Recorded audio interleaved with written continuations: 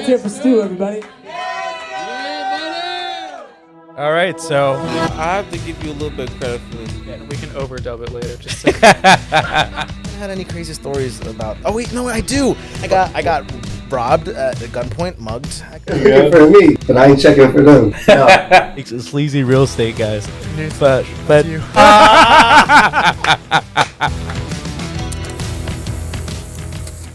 All right, so another episode of the EP podcast here. I have a very good longtime friend here. His name is Stuart BAHNSEN. Yep. It's been a while. It's been a long time since we hung out individually with one another. Well, it's just technically not the case because we have a beautiful, wonderful group of people in the back. So thank you so much for all being here. But Stu, how are you doing, man? well, bro, All is well? I appreciate you having me. It's been a long time. We've known each other for what now? 5 years? I think it's been a little bit longer, really. It's 2022 right now. We probably met in like 2016, maybe beginning of 2017. Yeah. So it's been a long good time. Yeah. Right. So you told me something on the way here that was a little bit interesting. Yeah. So how if some of you don't already know, the flow of the pod is typically we record it and then we go out and enjoy ourselves. And so Stu, being the responsible man he is like, you know what, let's just get an Uber to get us to Emilio's house, and here we are. So, but there was something interesting about this ride here. Yeah. So tell me about it. Yeah, it was like a second podcast, man. It was yeah. We hopped in. I don't know, man. Every Uber you get in, it's like a different. There's always a story behind some Ubers, but nah, he was just talking to us about his thoughts on the government. Oh, okay. Thoughts on like capitalism. Were you entertained? Yeah, I was entertaining it, absolutely, but I was for the fact that he was giving me a ride, I had to entertain it. That wasn't a setup, by the way. That wasn't a pre-qualifying process to come with a podcast. Something I didn't specifically call Uber, be like, when he calls this, get this for them, haven't talked about capitalism, behind the scenes kind of thing. Yeah. So let's rewind the clock here. We've known each other for a long time, 5+ years. Mm-hmm. We met how? Was it through Eric? Yeah, I believe it was through Eric. Yeah. Eric is a buddy of ours, a mutual friend, and I think that's essentially how we met. And how did that happen? Is it because you and Eric were roommates, right? Yeah, we were living with each other at the time. Yeah, I remember at that point, I remember he was working at the country club. Mm-hmm. I was looking for some short-term employment at the time. Mm-hmm. I talked to him. You were specifically doing what? Busing and serving events? Yeah. Okay. That was my thing when I was there. Oh, yeah. Yeah, so then you and I met each other just kind of while I was working there. And yeah, and that was a long time. So you'll find that a lot of people that I've met in the past 7 years have been through the country club that I worked at. It's always so interesting, the dynamic of people you meet there, but it's never a dull moment, that's for sure. Yeah. So we meet at the club because you understand when you go into the workplace, there's people that you just work with, and then there's people that you hang out with after the fact, and the dynamic of the relationship has to be very different. Yeah. So we would still hang out outside of work, and we would have a good time because we were in our college days. I'm still in my college days. You're way past that into career. You're an adult these days. But we would just hang out, go to like party it up, and have a good time. We had our fun. And it was the college years, we did our thing. Like, but you're definitely right. Like, there's certain people you work with, and other people you're friends with. Like, it's but it was cool though. We had that kind of dynamic. I think there was maybe one on hers. I think P. Gillette was like P. Gillette, yes. I got to tell you, I think the best work environments is when you're able to connect with your coworkers outside of the work environment itself. And if you're in a working place where you can do that, then please do.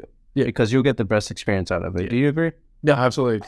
I mean, if you're able to maintain, a sense of friendship and, a work relationship where, when you get to work, you do your thing, you get the work done and everything, but you can enjoy time on the outside. It's like the most beneficial work relationship. And also, it's a way more effective work relationship that you can have with people. It's exactly way better for the what I never understood. To some extent, you could extend it, but at the same time, you see, especially if it's full time, you see these people for 40 hours of the week. To a lot of people, that's more time than they see your own family in a week. So in a way that they become your second family. So if they become your second family, you not actually spend that time with them and enjoy that time with them. So, hey, if you can do that, like we did, why not, right? That's what I tell everybody, man. It's, work is stressful. Everybody is always stressed, and and at times people hate what they do and everything. That's fine. We all are on the same page. Exactly. So with that understanding, we're all stressed, right? So let's make the best of it on the outside, right? You know what I'm saying? Like, let's at least like entertain each other, have a conversation with each other, be friends with each other. It's way better. We're all having our own battles, right? Yeah. So why don't we just freaking write the right again? Yeah, exactly. So I want people to know Stu. Yeah. All right. Where is Stu from? Like, are you from Delaware? Were you born here, raised here? No, actually, yeah. So I was born in Tampa, in Florida. Oh, yeah. I did not know that. Yeah, I could have sworn I told you. You might have told me, but the case in Tampa might have told me. I recently went to Tampa, man. Yeah. Man. Shout out to my boy Mikey. He knows who he is. What a time. So tell us about that. How did you end up here? Yeah, so I was born in Florida. I was there with my family, my parents at the time. We ended up coming up here though, just for other family reasons. I think I was about 13 or 14. Yeah, so I was middle school at the time. I've been here ever since, right? So I did my middle school education, high school education, college education, all up here. Then riding it out. I kind of found home here. I made a lot of friends here and everything. So how different is Tampa to you from Florida? I mean, I'm sorry, Tampa from Delaware. More expensive for sure. Delaware? No, Tampa. Okay, Tampa. More expensive, if you look down there, but it's a good time down there, man. You meet a lot of cool people. Anywhere you go, you meet cool people. But the environment down there, the good weather and everything. It's trouble in paradise. But Delaware has been good to me though. I've gotten a lot of benefit out of it. I've kind of like put my roots into Delaware. I've learned a lot up here, so it's hell yeah. So I'm sorry, I noticed Tyler. Did you something you wanted to say or ask? I know you from Tampa. The only copy is Tampa. You from Tampa? Daytona. Oh really? Yeah. Yeah. When'd you move up here? Oh wait, shit. Damn, we're not. You guys neighbors or something? Did anyone run out of butter one day? Yeah, right. A year ago. Oh, okay. All right, yeah. I've been here for probably... Well, here's a fun fact I've learned about Tampa. Yeah. And, to the younger audience, muffle. What do you call it? Earmuffs? Earmuffs? What I heard about Tampa is the location that has the most adult entertainment, centers. Yeah. Within a radius from one another. Yeah. That's pretty interesting. Most cities that have a lot going on, like you can say the same about Philadelphia, you can say the same about New York. But in the country though. Is that like in the country? You know what? When I met my buddy in Tampa, that was probably like the second sentence after, "Hey, how was your flight?" Yeah. So Tampa's definitely a place, man. Have you been back since? Yeah. Yeah. I go. I try to get down there like once a year, twice a year. I still got family that live down there. But yeah, I try to go once a year. So you went to high school here, right? Yeah. Where did you go? Slazen. Oh, shit. Yeah, okay. God. Someone called Arthur. I'm refreshing your memory. Arthur who? Arthur Haddock. He also went to Sally's. But the thing with Arthur is like anytime he hears Sally's, he's like, oh my God. He's ears for a cup and all that stuff. Like, so tell me, who was Stu in high school? Were you the guy that got along with anybody? Were you reserved to what were you? Who were you? Yeah, at that point in my life, it was, I had to be like academic focused for the most part. I did as good as I could, but I wasn't like an all-star, was it? I was sociable with people. I wasn't the same person I was when I got to college in terms of like networking and, people I've met, that type of person. But I made the most of it. It was what it was, so at the time, I grew up, so when I got up here, I grew up in Wilmington and kind of close to the St. Elizabeth. We're familiar with it. Mm-hmm. So it wasn't like we were the typical Sally's students, you know what I'm saying? Like right. A lot of people that attended the school were, the higher class. We didn't necessarily have the same background, so I made the most of it though. I got no regrets, and I'm happy that I actually did go there, so. Did you and Eric go to Sally's together? Yeah. Oh, that's sure we became friends, man. That's so awesome. Yeah, Eric and I have been friends for probably a little bit over, probably closer to a decade at this point. Yeah, man. That's amazing. That's amazing. And he's like what doing? He's like in poker these days. Yeah, he's still doing his thing. Yeah, he's still doing that. He's pursuing real estate at the moment. So that's so awesome. I'd love to have him on one day. Yeah. So Sally's, and then you went where for college? University of Delaware. Walk me through your experience there. Yeah, that's a long road, but it was good, man. Did what I needed to do for me. I was at your graduation. Yeah, I was at your graduation. So here's what from when I knew you in college, you enjoyed yourself very well, just like everybody else. But what I specifically noticed about you, you were also very serious with your work. Yeah. Like you got it, you always got it done. It's like you almost flipped the switch. How do you, because University of Delaware, you know, it's not an easy thing. No. So how were you able to balance that?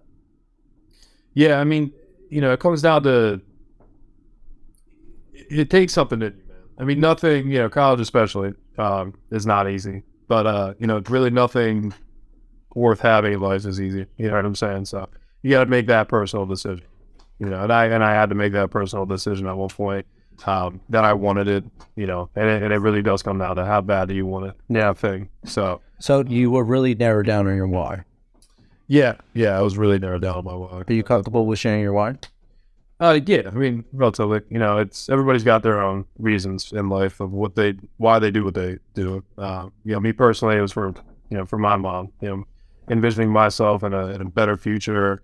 You know, being able to provide for her, and that, you know, and I stick to that to this day. You know, I had the same why back then, and I have the same why every day I wake up now. So, you know, nothing ever really changed, but you know, that was my driving factor, was putting my mom into a better life, giving her something, you know, something in return for her taking care of me when I was a kid. So it's my thing. What would you say was your hardest obstacle to overcome? Having your why, but also because college is not easy, and not just in the sense of academically. Yeah. There's a lot of noise in college, and it's very easy to get caught up in it. Oh yeah. So how is your why? But when you're in the middle of the noise, man, it's very easy to not come in touch with that why. So how do you do it? Yeah, so I mean, it's a rabbit hole if you want to go there. But yeah, I mean, when I was in college, I moved out on my own. So I'll give you a little bit of the backstory. Please do, yeah. You know, so like I said, I grew up in Wilmington up until the age of 18. You know, I was living at my mom's house. And then at that point, I think I was like 18 and a half, 19, you know, but yeah, so I was in college for about a year, just about. And, you know, things had changed. I was in a relationship. I was out of a relationship. I entered into a new relationship. You know, there was a lot in my life, you know, on top of my academics. I had my own personal life to take care of. But so I made the decision at one point. I was about 18 and a half, 19. I moved out on my own for the first time. And yeah, man, it's pretty nerve-wracking, right? I had maybe like $1,000 to my name. Right, I had a laptop. And I had $1,000, so I was like, all right, well, you know, I got some. It was enough for me to at least, you know, do my work for school and everything. So I was like, all right, I'll make the best of this. Moved out. I moved in with a couple of my buddies at the time, and yeah, about a year after that, not even, probably like 8 months after I moved out on my own. You know, life had changed pretty tremendously for myself, and you know, I was put in a position where, you know, support wasn't readily available. I was on my own type of thing. So, you know, like, but tuition wasn't being paid. You know, I was basically at that point, I was being told I had to unenroll from school. You know, I had lost contact with my mom at that point for different reasons, but, you know, and then at that same point, I left a relationship, or, you know, we had split up in a relationship, that I was pretty invested in at the time. And at that point, you know, there's a lot that you're able to figure out about yourself when you go through a lot of big life changes, you know, all at the same time. For sure. So, yeah, so in that position, you know, and that position lasted about 6 to 8 months. You know, I made a decision for myself, you know, and I figured out what that why was in my life. You know, and it was like, yeah, I'm going to do this, you know, I'm going to, and if it doesn't work, well, you know, it's like to get rich or die trying type of mentality. So I think that's when true character is built, right? When we're in peak adversity and we're faced with an obstacle where we're either forced to change or be changed, right? And you have to make that decision, right? So it sounds like you made that decision for yourself. Yeah, you really came in touch with your why, and it was ultimately, for lack of a better term, the gas that got you to the road to riches, right? Not the road to riches, but road to success, right? yeah, To what you needed to do to get to where you wanted to go. yeah. And you know, even today I'm still on that road. You know, I'm not where I want to be, but you know, that set the foundation for how I plan to spend the rest of my life. So, can I ask you this question? I wouldn't be too surprised if there's someone out there right now dealing with a similar situation. Knowing what you know what you have gone through, what would you tell that person? Find some friends that you can trust and stick with them, because you know, through all that, I mean, you know, to give you the light end version of it, it was a pivotal point in my life where it was sink or swim. Either, you know, you give up, and giving up was like always an option. You know what I'm saying? Like every day that went by when you're going through a lot of shit, you know, giving up is always an option. Right. Find some friends you can trust and latch on to them. Because at that point in my life, you know, I felt like I had nothing. And, you know, and my friends were who I leaned on at that point, and those were the same people that got me through that point of my life. And they got me to a better position where I was, you know, I had more mental clarity, and then I was able to kind of see my future for myself and push through and you know, continue, like, you know, every day just getting after it. You know, you'll be lucky if you come across, you know, more than 4 people in your life, 5 people in your life that you can thoroughly trust, right? Where you don't have to question a single thing that they say to you or question their intentions or anything of the sort. You know, but work hard, man. Like, you know, life is a journey, right? You give up, and that basically locks in, you know, the idea that you're not going to get where you want to go. Yeah. Right. Yeah. So, Can I just ask, are you comfortable with, like, do you want to shout out anybody that was there for you in the time? Is there something particularly you want to shout out to? yeah, but I got a handful of people. You know, I got Sab. Okay. Yeah. Brothers on Sal, you know what I'm saying? So I got Sab and my current roommate, Alex Scarfirst, man. That's my dog. Like, yeah, he's a lovely kid, man. He's been there, had my back, you know, since day one. There's plenty of people, even Leone, you know. Hell yeah. Plenty of, you know, there's a lot of my guys that, you know, have been there with me through the thick and thin of it. You know, even, you know, my girlfriend Morgan now, she's been, you know, my rock since, you know, I got through a lot of that shit. So she's put me on. She's done a lot for me. And, you know, I'm more than appreciative of everything that she's done for me. You know, but like I said, man, you know, life is it's a tough place. You know, you gotta figure out how to get through it. And figuring that out, the only way you can do it is by experiencing it.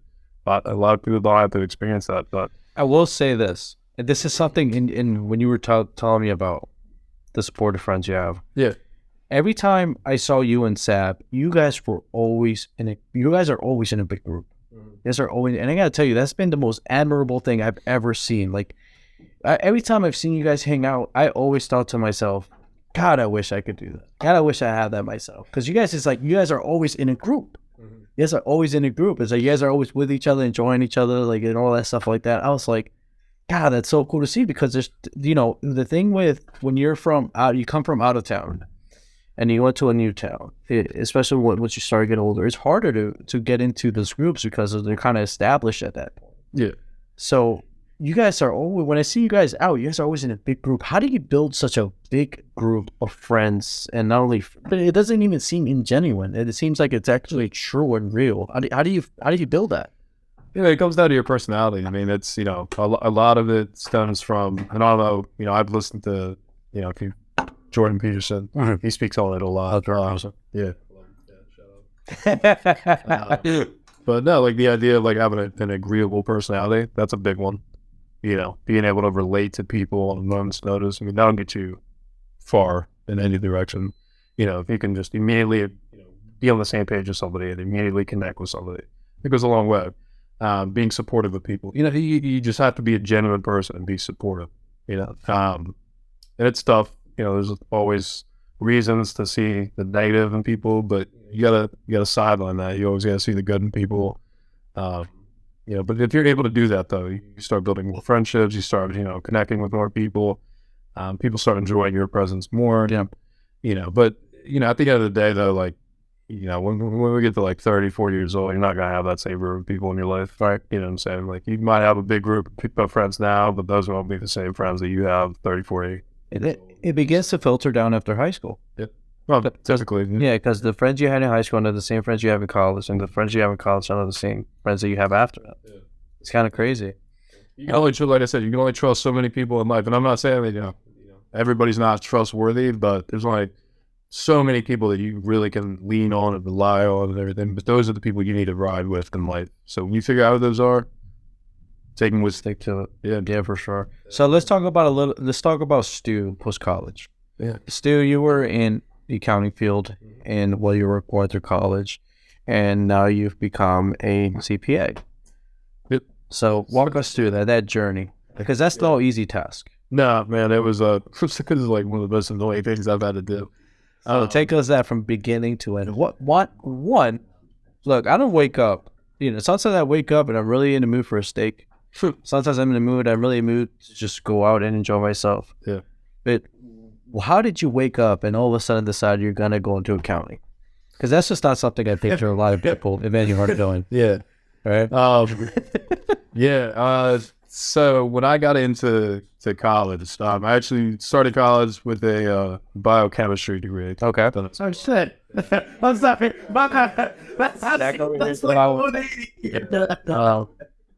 But I soon realized that wasn't meant for me. You know, in a sense, like unenrolled from that program. I was undeclared for a time being, and I started doing research independently on my own about, you know, what programs in college would lead me to a somewhat promising future.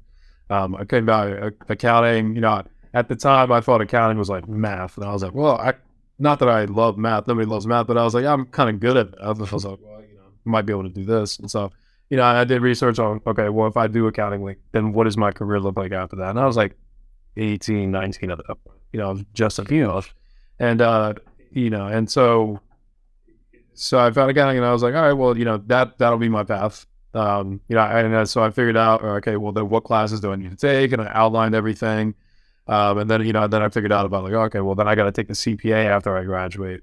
And I didn't know anything about the CPA at that point. I didn't know how much of a bitch I was. But so, yeah. So anyways, fast forward, got into accounting eventually, obviously. And, yeah, so then I graduated, back in, 2019. And at that point, you know, the CPA is like a weed out. You know, there's a lot of people that graduate with accounting degrees, and, they might not, you know, be as confident to go into it. Because it's a very, you know, a lot of people get anxiety, and a lot of people are apprehensive about doing it because the passing rate is not right. It's not in your favor. You know what I'm saying? Like, each section, there's 4 sections of the CPA exam, and each section is about a 50% pass rate. Wow. You know, it's like basically right down the middle. And then there's certain stipulations to it, like you have to pass all 4 within a certain time frame, or else like the credits start expiring. So it's very stressful to get that. So anyways, 2019, I graduated college, and fortunately, at that time, you know, I had started applying to jobs, you know, just around the time that I was about to graduate. And luckily enough, I ended up receiving an offer from a local public accounting firm. I had also received an offer from JP Morgan. So I was kind of like weighing out my options about, okay, well, which one is going to be more promising for my future? And different reasons, but I ended up going with the public accounting firm. Thankfully, you know, it was a good experience for me. But so I got in there August of 2019, and about February of 2020, began testing for October of 2019, I started studying, and then February of 2020, I started the testing process of it. But I remember being outside of it, watching it on your snaps. You would wake up very early on Saturdays. I had a ritual then. And you would have your coworker that you would meet up, or you would have some separate time with, so he could help you out study all that stuff, right? Yeah, I mean, we tag teamed it. I mean, so he was, I guess that's another part of it, but yeah, so he had been with the company that I joined for about 3 years at the point that I joined the company, and he was pursuing the CPA. But when I joined the company, I approached him and I was like, hey, like, you know, if you want to do this, we're gonna get it done. Yeah, you know, so let me know if you're serious about this. And they came around. We both, so we got through the first section, and then, he texted me and he was like, hey, like, let's do this. And I was like, all right, let's lock it in. Oh yeah. And, yeah, man, we spent about 2 years together. And Jeez. it was like every weekend. No weekends off, man. It was work full time, Monday through Friday, 40 hours, and then Saturday, Sunday, 8 hours a day. How do you keep that consistency?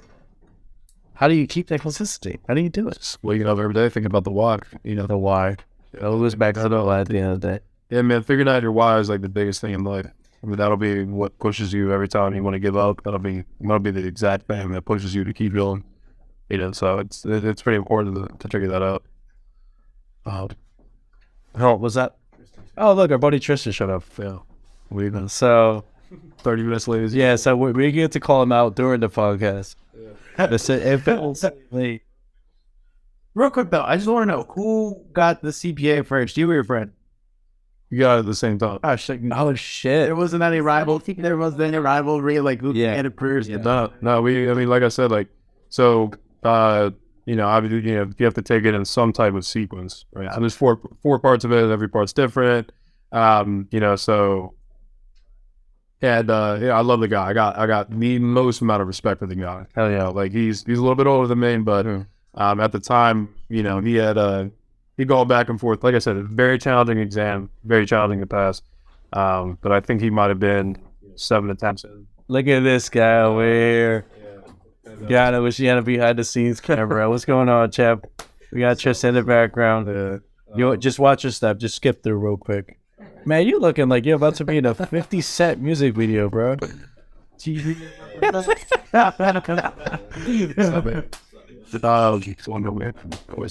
yeah, now, like, anyways, to follow up what you were saying, there was never any competition. We worked with each other. It was a team effort. You know what I'm saying? Like 2 years go by, you're working full time. It's a grind. Like to anybody that's ever passed it, Lincoln, I'll say the same thing. It's not as easy, dude. They'll break it. You know what I'm saying? Like, because even the first time I went in, each exam is like 4 hours long. You spend about 4 months studying, right? And so like each exam is 4 hours long, and if you fuck up, like there's $400 also you have to pay to take it. I've been intrigued. So each there said there's 4 sections. Yeah. What are these sections? What are these sessions? Yeah, it's just different areas of accounting. So there's like finance and regulation. There's like economics. There's auditing. But that's how they split it up, though. So they cover like pretty much every area of it. But all are equally as challenging, right? So it was, like I said, like it was a team effort. We spent 2 years just like anchored in, and but in that 2 years though, I didn't know him a whole lot going into that. But I mean, I still keep in touch. So I no longer work for the same company. Yeah, I still keep in touch with him though. He's still for sure. He's like he'll be my guy until for the long run. Like he went through that with me. That was a big point of my life. Yeah. Now, what I do want you to do is walk us through that last exam, submitting it, and then finding out you passed. I want you to channel your inner self in that moment and what you felt. Yeah, where were you? Like, what do you? I remember exactly where I was. It was 2 parts because first you got to take the exam, and then you got to hear back about it, right? Yeah. So there's about like a 2 or 3 week delay. Yeah. So first you finish the exam. What was that like? Yeah.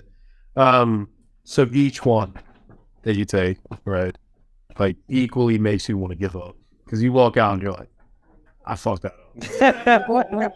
Each one, they're like, that really got me. That one, like, wow, But like my attitude going into each and every one of them is, I either know it or I don't. I spent 4 months doing this. This is my fucking time right here. Like, no, I either know it or I don't. So if I'm not prepared now, then Hell yeah.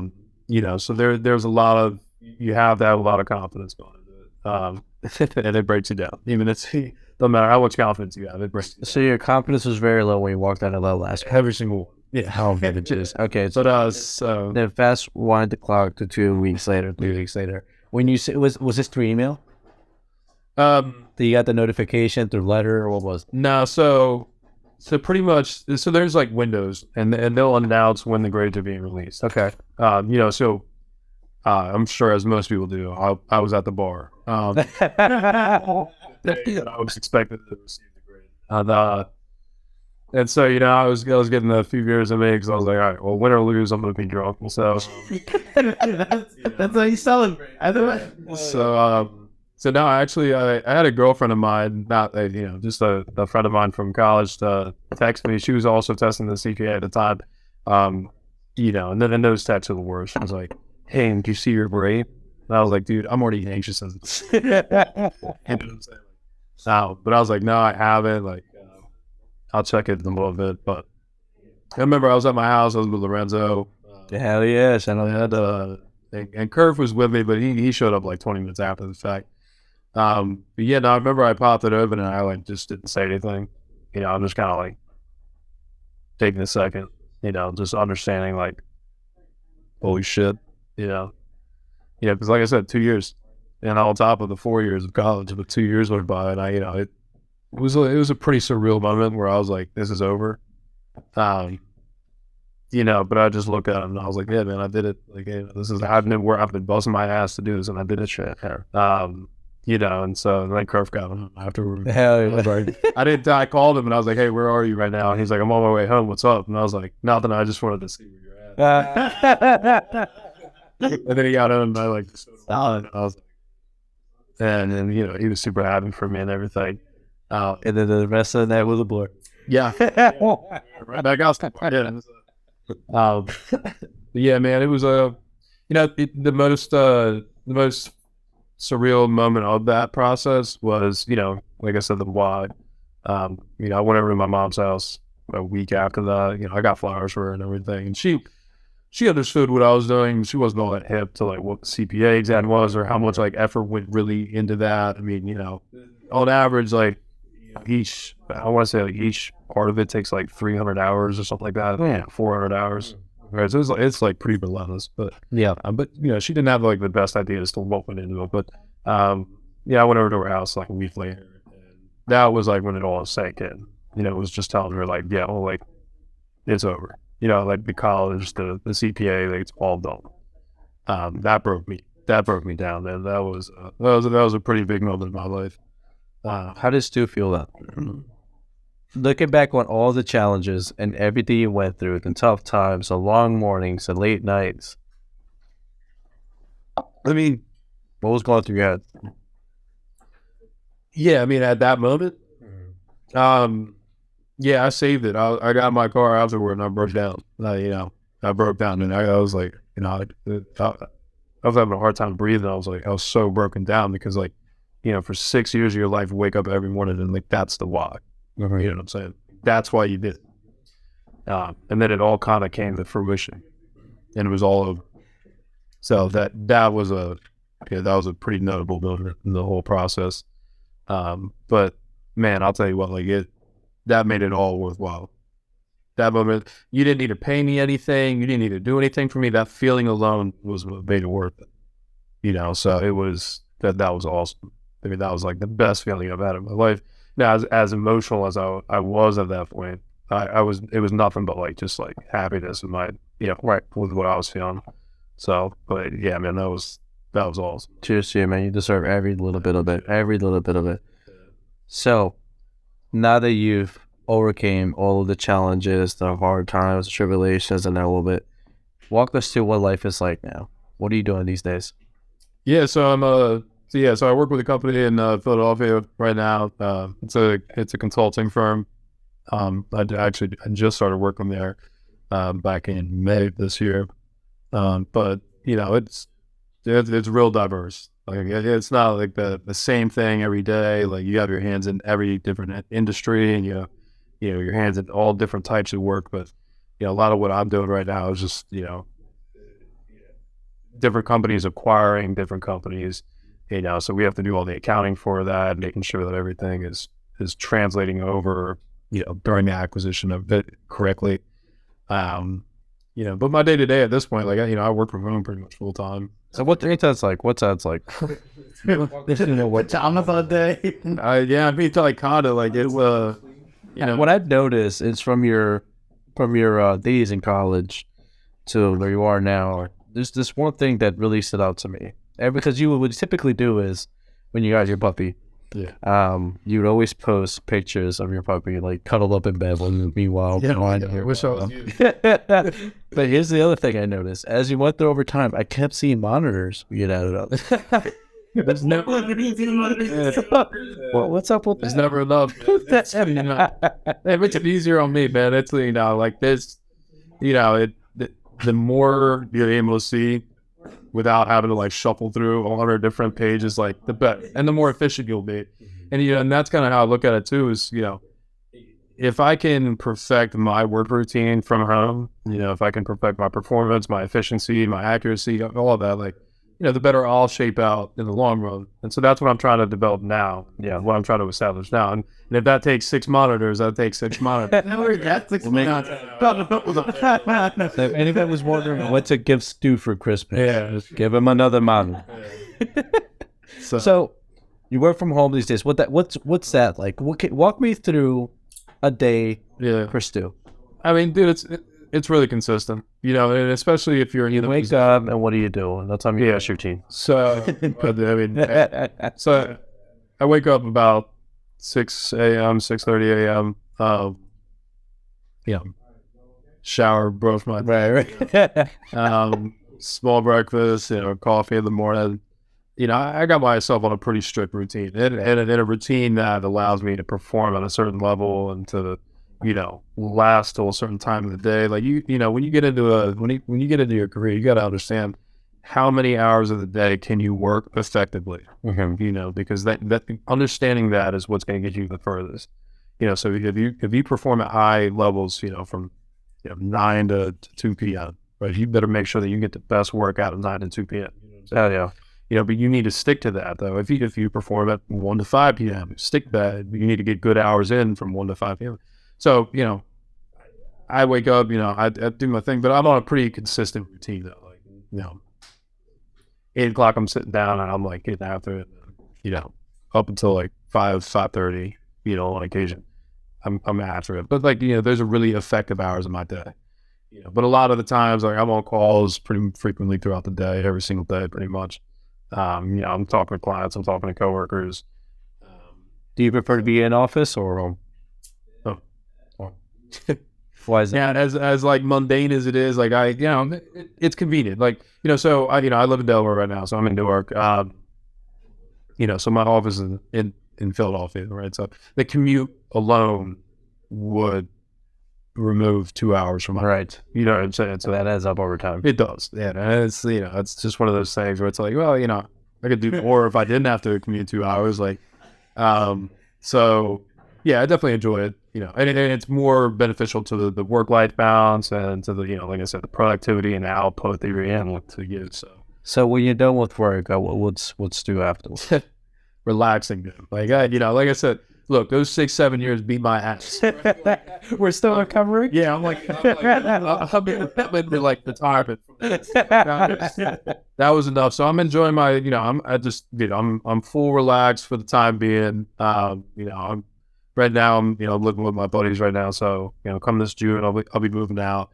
I had my own plans of like really redefining my schedule and really getting on a much better path to like, get to where I want to be in the future coming this Jan. But like up until that, I'll try to enjoy every last second for sure until I get into that rhythm. So How important is it to enjoy that specific time in your life? it's necessary. Why is that? It's absolutely. And I try to tell people that, man, when, if you're dealing with like high stress situations in your life, whatever it is, your free time is critical. You need to unwind. You need that time to really just not think about anything. You know what I'm saying? Like, because all you do is think about the stress in your life, right? So like, when are you going to stop? You do burn out. People always burn out, but you need that time in your life to like sit down and just unwind and not think about anything, because then come the next morning, you got to do it right over again. You want to be like refreshed. You want to like, okay, like I didn't think about this until 1 a.m. Like, it's necessary. It's like, it's not even an option in my life. Because I understand what's beneficial for myself and what will allow me to perform at certain levels. My time and myself is necessary. It's not even like a question, but like so 100%, man. Well, so you've done a lot of growth since you came from Tampa. Yeah. And how old are you now? 25. 25. Mhm. Going through everything you have gone through, knowing everything that you know now, what would you tell your younger self and say when you're 18 years old? What if you could look back and tell him one or two things, what would you tell Stu? The whole trust thing, man. Can't trust everybody.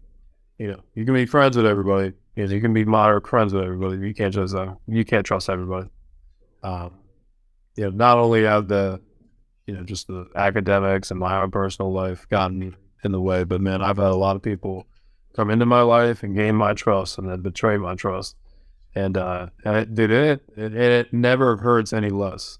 You know what I'm saying? Like, it hurts the same every single time it happens. Yeah. You know, so being naive and being ignorant to what can happen is just, it puts you at a disadvantage. You have to be aware that, you know, life is tough, man. Life sucks. And that's just the real world. Life sucks. Like, you know, you have to be well equipped. You have to be mentally prepared to like take on what's coming at you. You know, life is not a fun place to be in.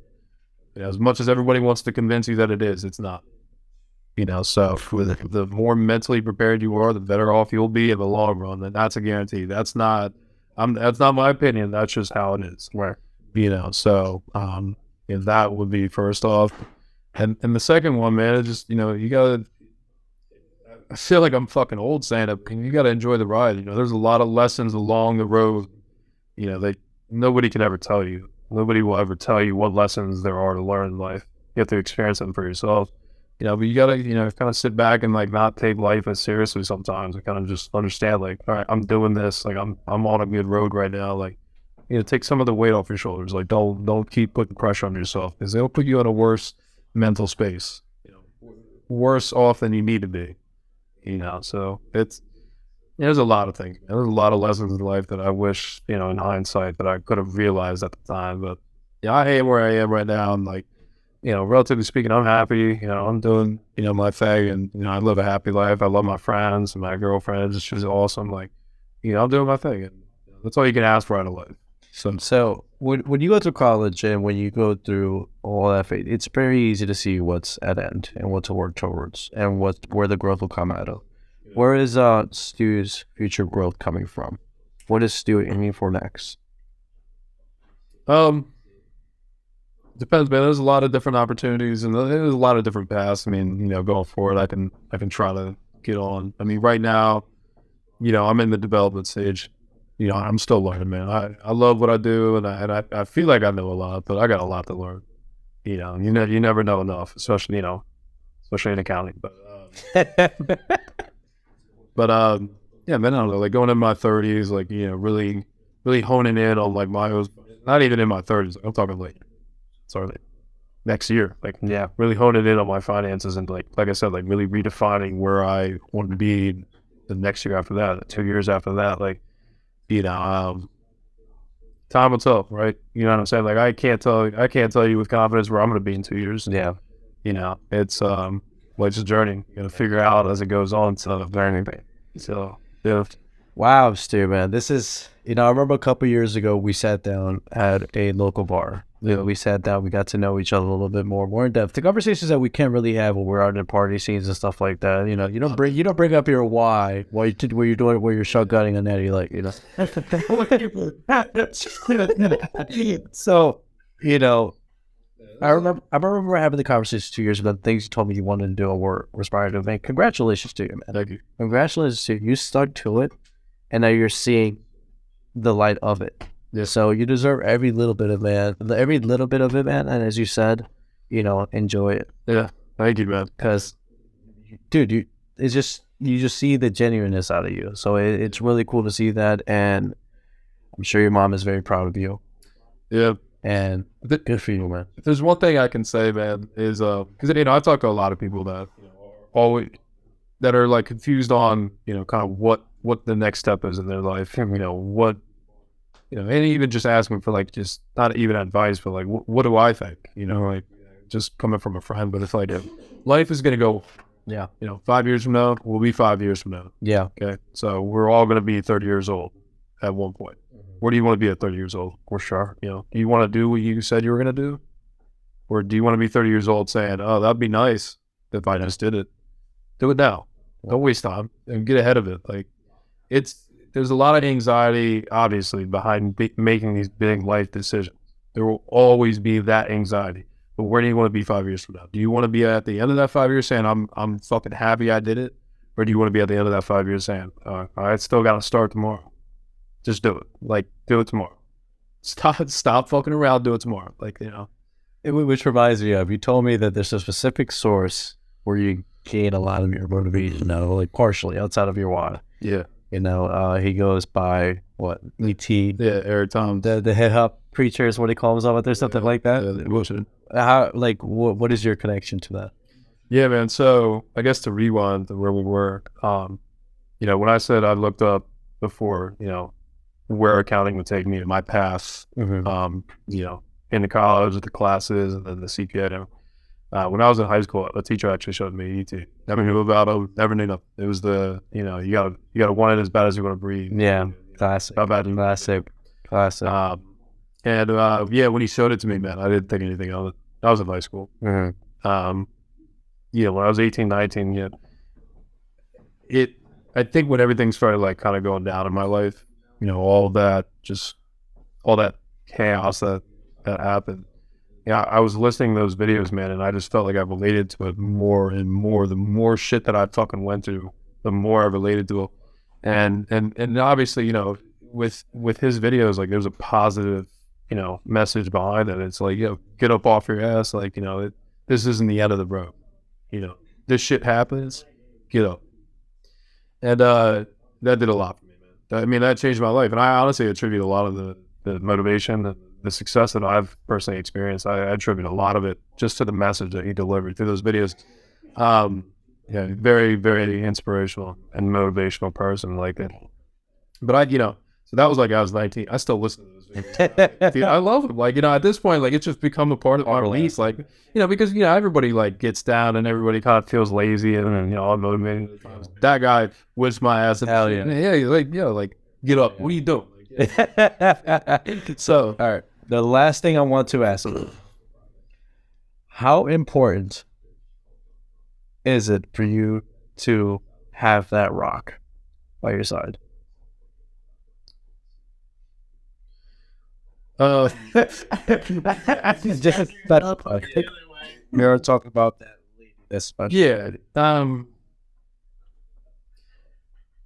If you have it, you better be really appreciative because it will do more for you than you could ever ask. You know what I'm saying? Like, those days where you're feeling lazy and like, it just, you have somebody that's just by your side and that's able to, just hear you out, talk to you, understand you, and like, take care of you. Like it's really important, man. Like life, getting through life alone is really, really challenging, right? So if you have the fortune to like spend it with somebody, it's great. You just got to be appreciative. I think it's really important that like that you have somebody by your side that understands you, that is supportive of you, and that encourages you to keep going forward. Like it's very important. If you have that available in your life, like be very appreciative of that. Like that's how I look at it. My man. Still, we've covered a lot. We've covered a lot. We've covered you covered from Tampa, your high school days in Salesianum, to your University of Delaware days in college, overcoming the CPA challenge, the emotional, overwhelming feeling of going through it all, and being so, of serving to your mother, and now living the life you live. A lot. So, for one, congratulations to you. You deserve all of it. You did the work. You've seen the rainy days. Now you're getting to see a little bit of the sunshine. And the rainbow is yet to come. And there's a lot more happening to you. So thank you so much for sharing all of this, man. It really means a lot. Thank you for being so open and walking through all of us, for us. Anything else you want to touch on? No, man. I mean, I think, I could go on for hours, but there's a lot of things that, I feel like people our age need to kind of understand about life. And a lot of what I learned is what I feel like is most important to people our age. It's just, you gotta do something for yourself. Nobody's gonna do it for you. You know what I'm saying? Like if you don't do it, nobody's gonna do it. So it's a tough lesson to learn, but if you learn it, like it's very rewarding at the end of it. So If you don't do it, no one else is gonna do it. Stick by those that are closest to you. Yep.